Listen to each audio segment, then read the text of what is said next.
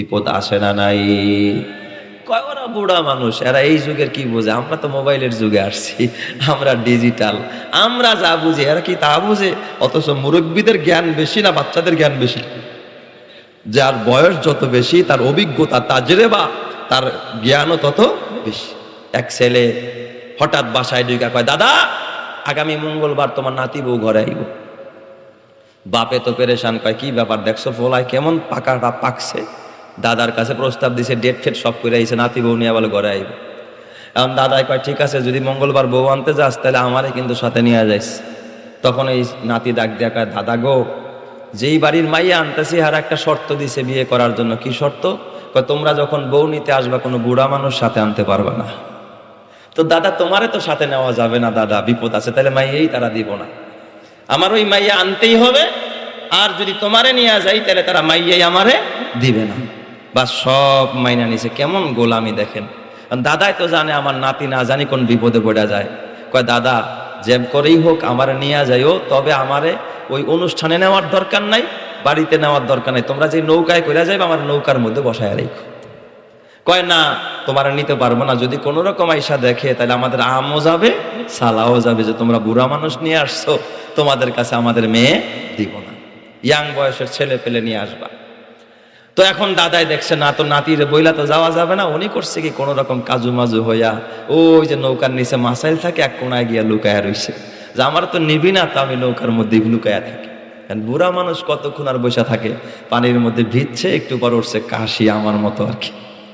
এই যে কাশি ওঠে না, কাশি উঠলে কি আর বয়ান করা যায় কি? কোন একটা দারুণ ঝামেলা আর কি। এটা তো আমার হাতের তৈরি না, এটা দিয়েছেন কে? আল্লাহ। অসুস্থতা যিনি দেন, সুস্থতাও কি করেন? তিনি দেন। দাদার উঠছে কাশি, এখন তার কাশি দমাইতে পারে না, মাসাইলের নিচ থেকে দেওয়া শুরু করছে কাশি। নাতি কয় দেখছো বুইরারে না করলাম, এই বুইরা দিয়ে পলায় হইসা গেছে। এখন তো আমও যাবো সালাও যাবো, বুইরারে দইরা পানিতেই নামায় দাও। এখন বুইরা হাতে পায়ে ধরে, দাদা আমার নামাইস না, আমি বাসায়ও যাবো না, আমি নিচেই পলায় থাকবো, তোরা বউ নিয়ে আয় যা।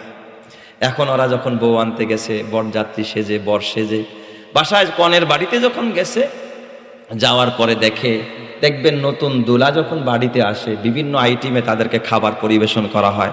একটা যুগ এমন ছিল মরিচের শরবত দিত, তারপরে যে মরিচ দিয়া ট্যাং বানায় দিত।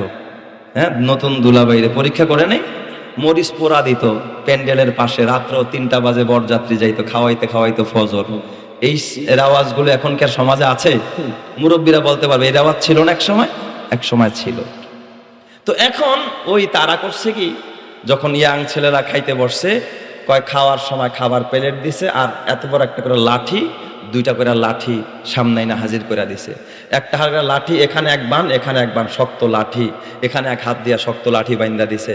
এবার খাবার প্লেট দিছে, এবার কয় জন্মের খাওয়া খা। হাতে যখন লাঠি বাইন্দা দিছে, হাত কি আর গুছাইতে পারবে?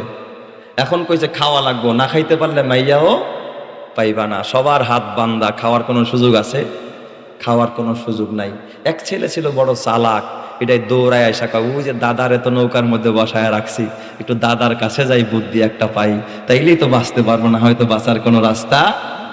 আইসা কয় দাদা বড় বিপদে পড়ছি। কয় কি বিপদ? আগেই তো কইছিলাম নাতি আমারে নিয়ে আনো, নাহলে বিপদে পড়বি তোরা। কয় দাদা এমন তো হাতে লাঠি বান্ধা দিছে, না খাইলে তো মাইয়াই দিব না, এখন খাবো, খাওয়ার তরিকাটা কি?